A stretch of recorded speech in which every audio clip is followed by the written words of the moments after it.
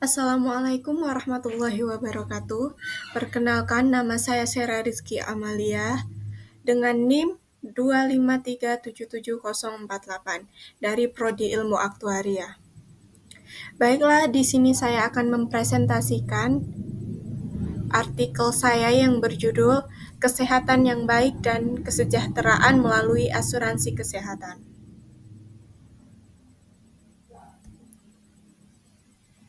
Latar belakang dari artikel ini adalah karena akses layanan kesehatan di Indonesia masih belum merata akibat biaya yang tinggi, fasilitas dan tenaga medis yang terbatas, serta rendahnya literasi kesehatan. Kondisi ini meningkatkan risiko pengeluaran kesehatan katastrofik, terutama bagi kelompok berpenghasilan rendah, walaupun sejalan dengan tujuan SDG 3, implementasi layanan kesehatan berkualitas masih menghadapi suatu hambatan.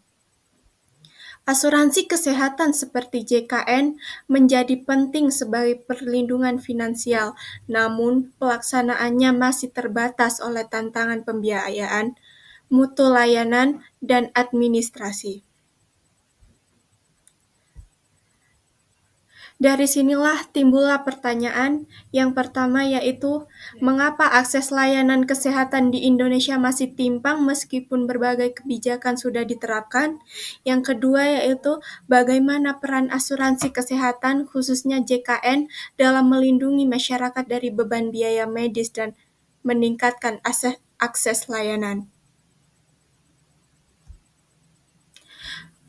Penulisan ini bertujuan untuk menjelaskan permasalahan ketimpangan akses layanan kesehatan di Indonesia, serta menunjukkan urgensi asuransi kesehatan sebagai perlindungan finansial bagi masyarakat.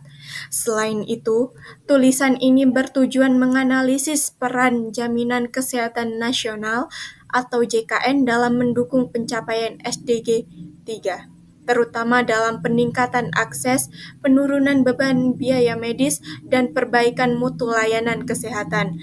Penelitian ini juga berupaya mengidentifikasi tantangan yang masih dihadapi JKN, mulai dari pembiayaan, mutu layanan, hingga literasi dan digitalisasi sebagai dasar untuk merumuskan rekomendasi penguatan sistem jaringan kesehatan nasional.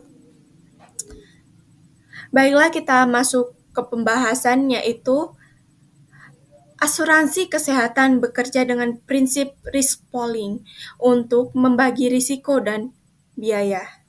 JKN menjadi fondasi UHC dan meningkatkan akses serta mutu layanan kesehatan. Kemudian, JKN berkontribusi pada pencapaian SDG 3, terutama kesehatan ibu, anak, dan pengobatan penyakit kronis. Asuransi swasta berperan sebagai pelengkap bagi yang membutuhkan layanan tambahan. Kemudian, JKN menurunkan risiko pengeluaran kesehatan katastrofik dan mencegah kemiskinan akibat biaya medis.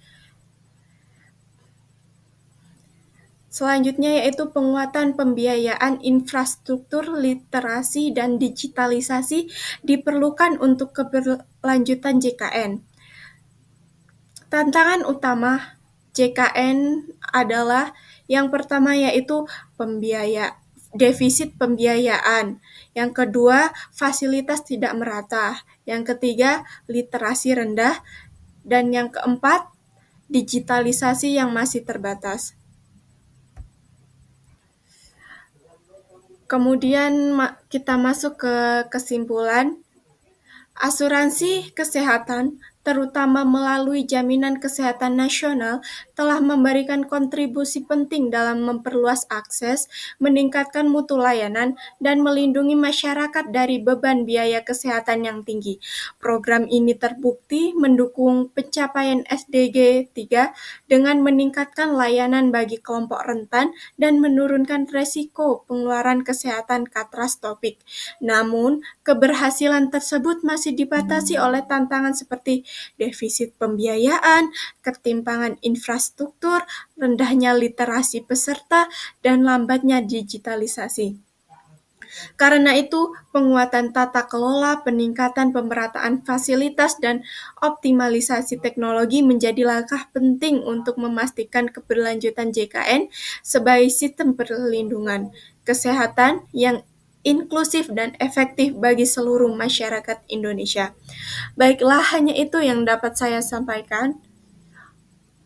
Jika ada salah dalam perkataan, saya ucapkan mohon maaf.